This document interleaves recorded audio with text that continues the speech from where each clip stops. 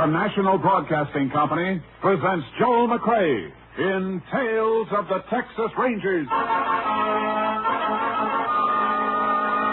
From Hollywood, another authentic reenactment of a case transcribed from the files of the Texas Rangers.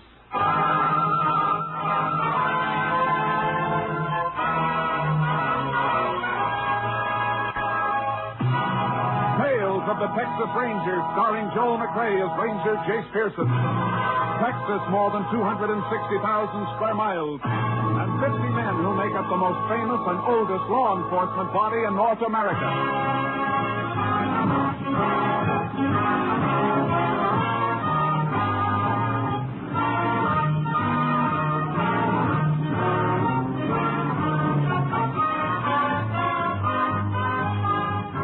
Now, from the files of the Texas Rangers come these stories based on fact. Only names, dates, and places are fictitious for obvious reasons. The events themselves are a matter of record.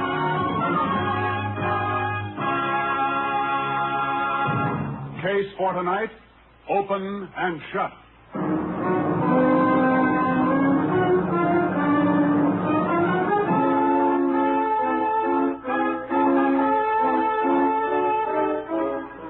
It is 1:37 a.m., September 9th, 1945. John Meston, a wealthy rancher, is awakened by the sound of a speeding car screeching to a stop on the driveway outside his house.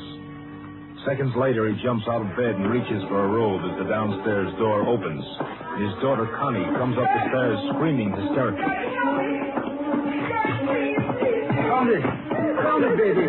What is it? What's the matter? Oh, Daddy, Bob. He's dead. Bob, dead? What happened to him? Connie, get hold of yourself. What happened? I'm frightened, Daddy. I'm frightened. There was a man with a bandana over his face. Where, Connie? Where? The old cattle road leads to the ranch. We were parked there. Here, sit down. Sit down while I call the sheriff. You better have a doctor. Get something for your nerves. He tried to hold himself. Quiet. Bob had his gun in the car. They fought over it. Operator, get me Sheriff Sykes. I want to report a murder.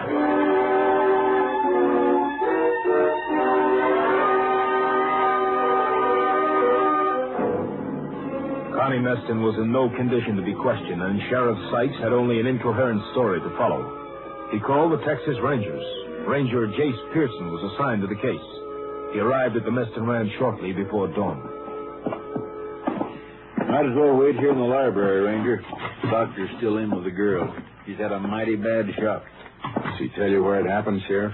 Yeah, the old cattle road east of the ranch. I got some men riding out there now. They'll call us as soon as they find the body. That girl isn't going to be able to talk real soon. We better get out with your men. Oh, here's the girl's father. Sorry to keep you waiting, Sheriff. How are you, Mr. Meston? You got here, Ranger. Can we talk to your daughter now, Mr. Meston? I'm afraid not. Doctors put her to sleep. Says she must have absolute rest for a few hours. There's no point in our waiting then, Sheriff. We can come back later. I'm sorry, but that'd be best. I'll walk out with you. What's the best way to get to that cattle road? Drive into town, then around the highway.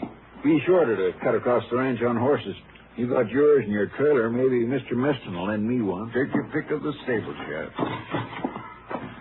Couldn't we drive across the range? No, you've got a ravine to cross and a stream to ford. What time did your daughter get home, Mr. Meston? Just a minute before I called the sheriff. Little after 1:30. I'd only been in bed about an hour. Locked up about 12:30 and turned in. Is this the car she came home in? Yeah, Bob Brady's car. I heard her drive up, then I heard her crying. Came in and tore up the stairs to my bedroom. I'm afraid it's going to take a long time to get over this. Don't let anybody touch this car until I can get a fingerprint man to go over it. Killer may have left his mark someplace. I'll see it ain't touched. Well, I'll go get me a horse in the stable, Ranger. How well did your daughter know Brady? Well, they went around together for a spell, but this date last night was the first they'd had in a long time. Brady works for me. Doing what? Accountant. Handled all the ranch business. Got an office in one wing of the house. I see. I'll radio for a fingerprint man to come down from our lab while the sheriff's getting his horse. Want me to ride with you for any reason? No. Better do whatever you can to bring your daughter around so we can talk to her. We'll be back later.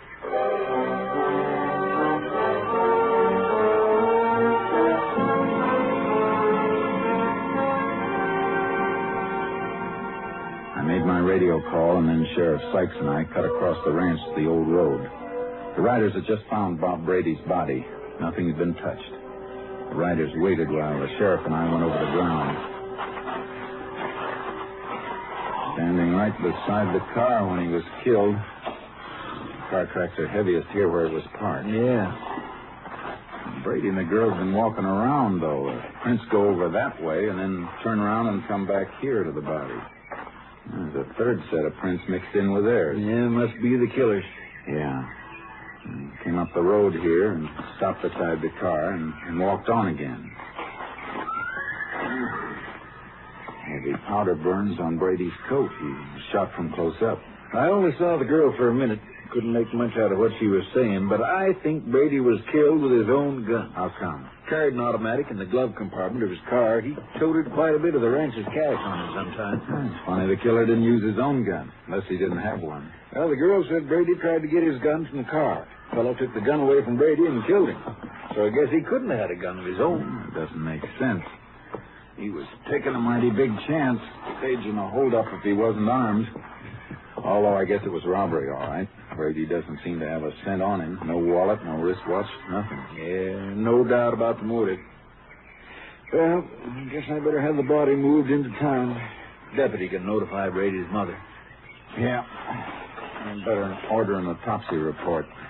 Isn't going to tell us anything we don't know, though.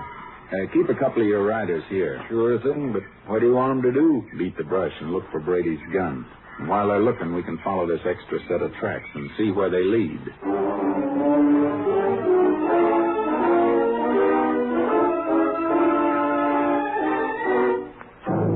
I expected to follow the marks of a man who didn't want to be followed. The usual erratic trail a killer leaves when he's trying to throw off pursuit. But this trail led straight as an arrow. Hey, whoever he is, he sure didn't cover his tracks very well. No, unless he's headed for some spot where he knows his trail will be lost. Wait a minute. Whoa, boy. Whoa. What is it?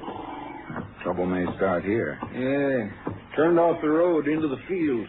The ground's worn that way, though. It's a path that's been used before. Come on.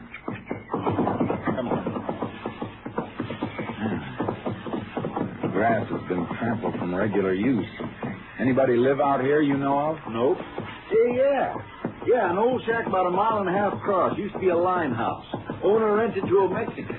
We better have a talk with him. We can move a little faster, but keep your eye out for those tracks as we go. Yeah.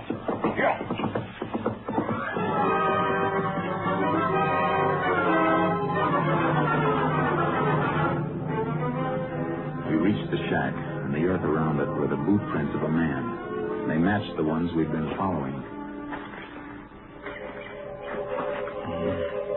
He's in there, all right, Ranger. Yeah. He may still have that gun with him. He was up late. Could still be asleep. Come on. We'll see.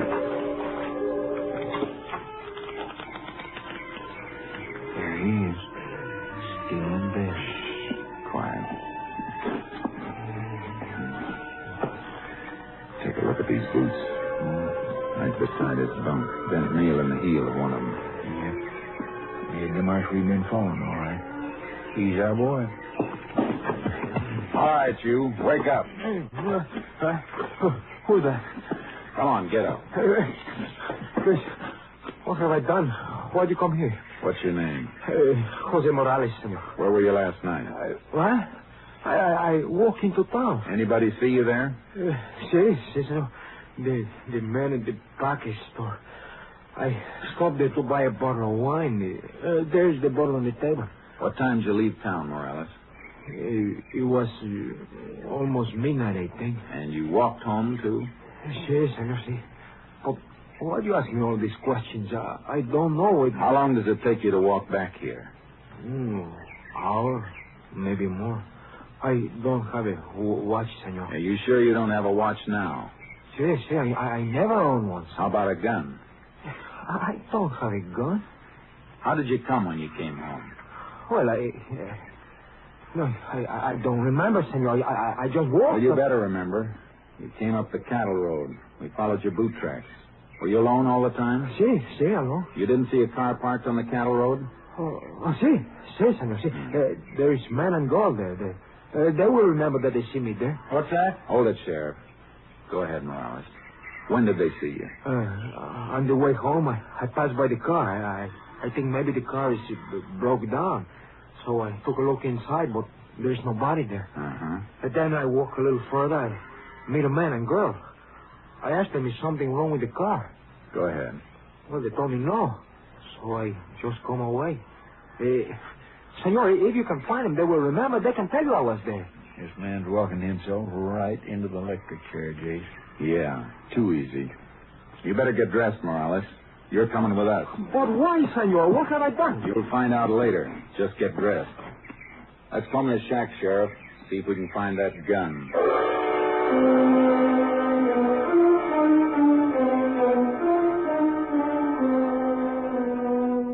We didn't find the gun or anything else that might have been taken from Brady. And the sheriff's riders drew a blank, too. But we had enough to hold Morales at the jail. We locked him up and went back to the Meston Ranch.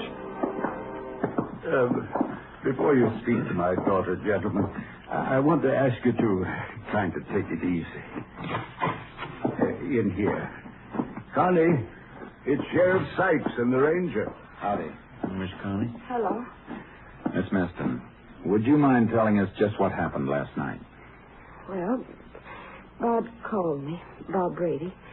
He wanted to see me. We hadn't seen each other for some time. I thought he worked here at the ranch. Well, he did. I meant we hadn't been out together for a long time. I'm sorry. Go ahead. Well, he picked me up here, and we drove.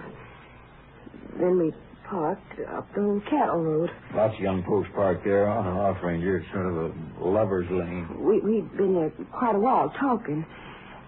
See, Bob was going to be married next month to a girl named Mildred Peterson. She's a school teacher, Ranger. I see. Go ahead, Miss Meston. Well, he asked me if I wouldn't change my mind and make up with him before he got married, and it was too late. Mm-hmm. I told him we weren't right for each other. He'd be happier with somebody else, and then, well, all of a sudden a man came up to the car. It was dark, and he had a bandana over his face. Go on. He held us up and made us get out of the car. You have a gun? I'm not sure. I was frightened. He had something in his hand.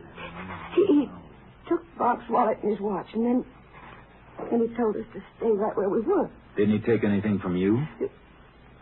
Well, yes. Yes, he took my purse. And then what happened? Well, all of a sudden, Bob made a dash for the car. He got his gun from the glove compartment, but the man was right after him. They fought.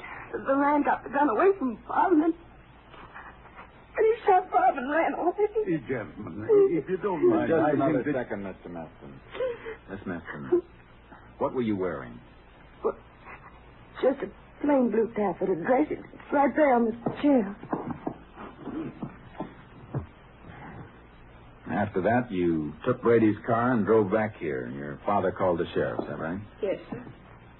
Driving back from there, you had to come through town. Why didn't you stop and get to a phone? I was frightened. I couldn't think. I wanted to get home. You should be able to understand that, Ranger. After all, the Sure, girl... sure, Mr. Meston. Just checking.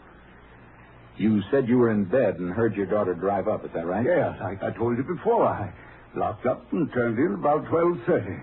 Connie come home about an hour later. Came in and right up to your bedroom, is that right? Yes. Why? Just getting the picture. All right, Sheriff. We can go now. Right. Oh, we can find our own way out, Mr. Meston. Miss Connie can come into town and dictate her statement in a day or so. Thank you, Sheriff. Well, Ranger, this looks like a quick one to me. Case against the Mexican Morales is open and shut. I don't know, Sheriff. Somebody's lying. Meston said he locked up and went to bed. His daughter came in and went tearing up to his bedroom. Well, what's wrong with that? How'd she get into the house if Morales took her purse? Her keys would be in it. Well, she might have had her key in the pocket of her dress. Might have, except for one thing. That dress has no pockets.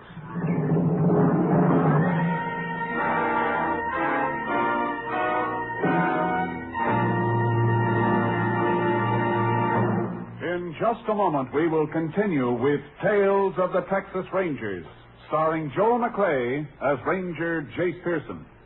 This month, the National Broadcasting Company celebrates 25 years of bringing you the best radio programs. 7 days a week, you can depend upon NBC for music, drama, comedy, entertainment of every kind, as well as the latest up-to-the-minute news from every corner of the world. When you tune where you hear the familiar NBC chimes, you know you're tuned for the finest in radio listening. We continue now with Tales of the Texas Rangers, and tonight's case, Open and Shut, an authentic story from the files of the Texas Rangers.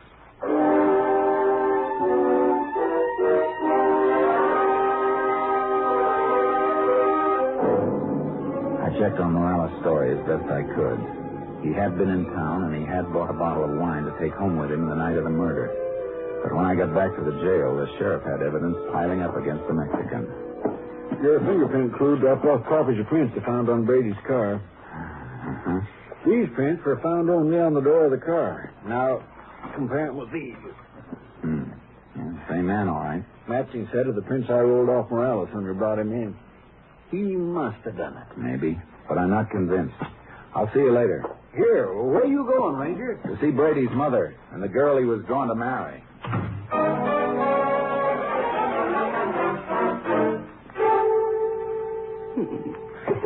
The only boy had legs. 2 brothers were killed in the war. Please, Mother Brady, we've got to help the Rangers. Oh, I'm sorry, Ranger. It's all right, ma'am. How long had it been since your son had been out with Connie Meston before last night? 6 months. I thought it was all over. I thought she'd leave him alone when she knew him and Mildred was going to be married. Did he brood about her much during the time he wasn't seeing her? No. He knew it was best. She was spoiled. She never really wanted it. Except when she found out she couldn't stand him. Miss Peterson, you and Brady ever quarrel about Connie Meston? Oh, no. He was over it. He knew what she was. She's a cruel, heartless little cheat. She made his life miserable. Have you got any idea why he called her and asked her to see him that night? Well, Ranger, he didn't call her. She called him. You're sure of that? I heard him answer the phone. He didn't want to go, but she must have been insisting, because after a while he said, all right, he'd meet us just once. For the last time. Thanks. Ranger, is it true what we heard? You got the killer in jail? I wouldn't count on that. Yet.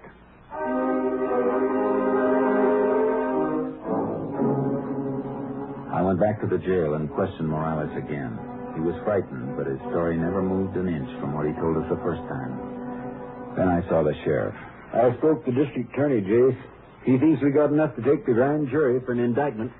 Give me one of the mug shots you took of Morales when you brought him in. Sure. Here's the picture. Thanks. I want Connie Meston to look at it and see if she can identify Morales. For she said the man who stuck him up had a bandana over his face. She said a lot of things, Sheriff. Brady struggled with the man who killed him. Morales carried a bottle of wine from town to his shack. We checked that. If he had a struggle with anyone, how come he didn't drop the bottle and break it? Yeah, seems like it would have broke, don't it? You got a bandana here? Yeah, the one we took from Morales. Why? No, not that one. I want one with a different color and pattern. Maybe one in my deputy's locker. Get it. I want to see how many lies Connie Meston can tell. I won't be satisfied with the case against Morales until we find Brady's gun and the things that were supposed to be stolen.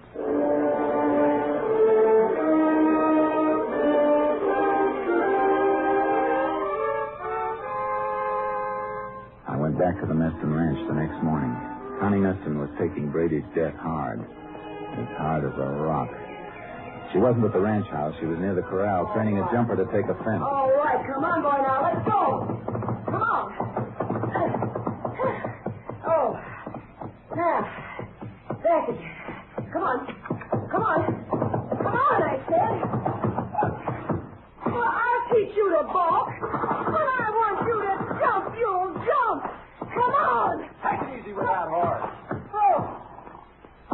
Ranger. I didn't see you coming. Glad to see you've recovered from your shock. Well, I had to find something to occupy my mind. Thought I'd work my horses. Got them entered in the show at El Paso next Sunday. It'd be nice if the horse lives that long, the way you use that whip. It happens to be my horse. Now, what do you want, anyway? A little information. We may have the man who killed Brady. Oh, yeah, I heard. The Mexican Morales? News gets around. Here's a picture of him. Is he the man? Well, he could be. He looks like the one. What do you recognize? That scar on his chin? Yeah. Well, no. I mean, no. His face was covered. Yeah, I almost forgot about that. Is this the bandana you saw? Well, it was dark, but it was just like that one. Uh-huh. Well, thanks. That all you want to know, Ranger? Yeah, that's all. For now.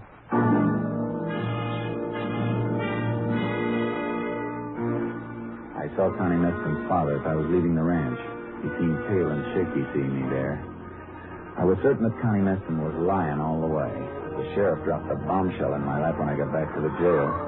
He was running for his car when I drove up. Hey, Sheriff! Sheriff, where you going? Oh, I'm glad you got here. I was just heading for Morales' place. You want to come along, I reckon. Why? What's out there? I think we're going to find the gun and the stuff he stole. Look, here. Just got this in the mail. It was posted last night in the Mexican section. The note was printed in Spanish on yellow paper. It said, "Look in cattle tank near Morales' house." That was all. Reckon Morales trusted a friend who decided to double-cross him? We better get out there.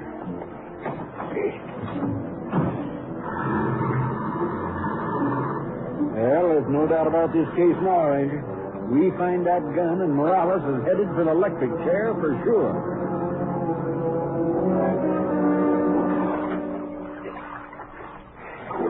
Hey, here's something else. What'd you find? The watch. Brady's wristwatch. Good. Well, this is all of it. Come on, let's get out of this water. Sure.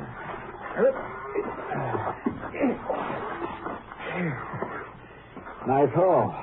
The gun, the girl's purse, Brady's wallet, and wristwatch are right on Morales' doorstep.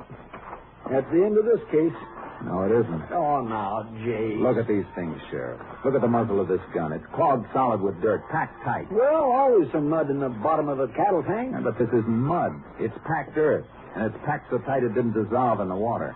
Yeah. Say, that is funny. Sheriff, this gun was buried someplace after it was fired. Buried and then dug up again and thrown into this cattle tank. Say, you're right. Traces of dirt packed into the holes of the watch band, too.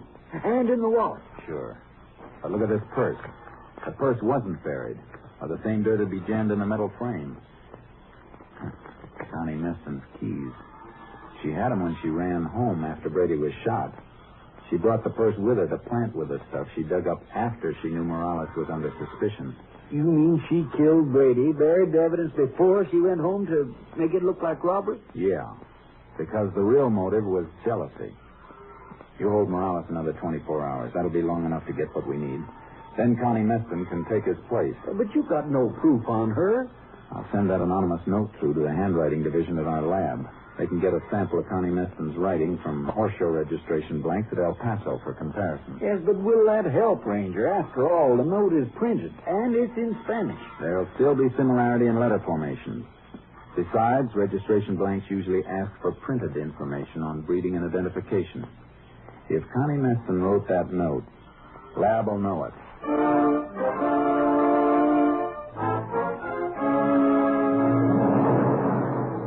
It's checked. Connie Meston's printing on registration blanks for the horse show matched the printing on the anonymous note. It was almost enough, but I wanted one more thing. A trace of dirt on something she owned. a trace that would match the dirt that had been packed in the muzzle of Brady's gun when it was buried. I drove out to the Meston Ranch and found Connie in the stables. Mind if I come in? Oh, you here again? What do you want this time? Thought you might like to know we found Brady's gun. Anonymous note told us where it was. Cattle tank out at Morales' place. You got a good case then. No, Morales didn't put the gun in the tank. How do you know? Because the gun and the other things had been buried. They were dug up again and thrown in the tank. Well, maybe he decided to change the hiding place. While we were holding him in jail? No, it's not likely. Morales didn't kill Brady. Do you know who did? Not for sure, but we'll find out. Whoever dug those things up must have carried them in something while they were taking them to the cattle tank. Some dirt was jammed in the muzzle of the gun. We find out what it was carried in, clothing maybe, somebody's pocket. We can match the dirt in our lab. I see. That's very interesting. I thought you'd think so. Well, guess I better be getting back to town.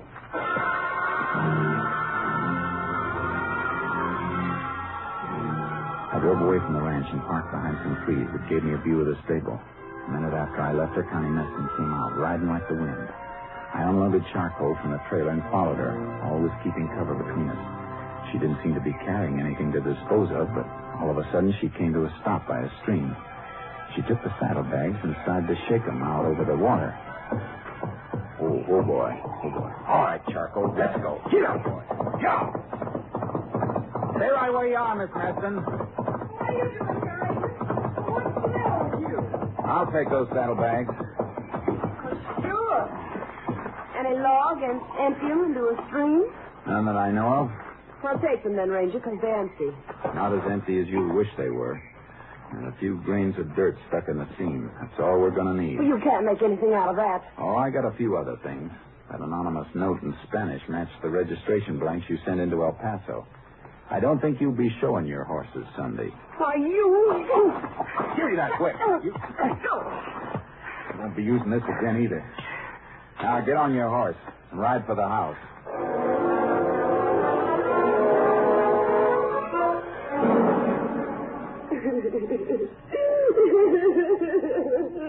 I'm taking her in, Mr. Meston. I got an idea you started to suspect she was lying the same time I did. She's not lying, Ranger. She didn't know nothing about it. I did it. I shot Brady. I'm sorry, but that won't work either. I got her pinned down all the way. Daddy, help. Oh, give me some money. Well, what kind of a father are you if you can't help me? Shut up! Oh, you hit me. Yes. I should have started 20 years ago, before I let you get to be what you are. Maybe I'm not legally guilty, Ranger, but I'm guilty of raising her the way I did. Too bad you didn't think of it sooner. All right, Connie. Let's get into town.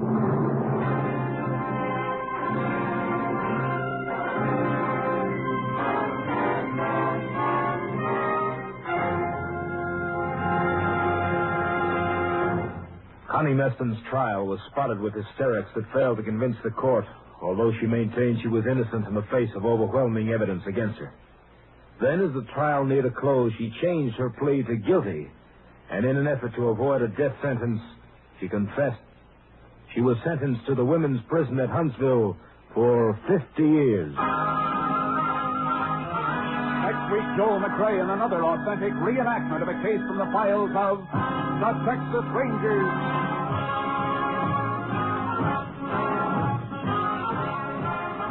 Joel McRae is currently seen starring in the Universal International Technicolor production Cattle Drive.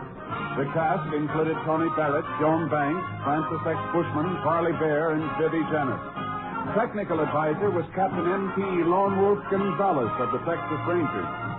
This story was transcribed and adapted by Joel Murcott, and the program was produced and directed by Stacy Keach. Hal Gibney speaking. It's the Silver Jubilee on NBC. Next, it's The Big Show, with stars including Sophie Tucker, June Valley, Jerry Lester, Ann Sheridan, Morton Downey, and your charming hostess, Tallulah Bankhead. Then enjoy mirth and music with Phil Harris and Alice Faye. Later, Theater Guild on the Air presents Age of Innocence, co-starring Claudette Colbert and MacDonald Carey. And for pictures of your favorite NBC stars, buy the current NBC Silver Jubilee issue of Radio TV Mirror magazine. Next, it's The Big Show. All this and Tallulah 2 on NBC.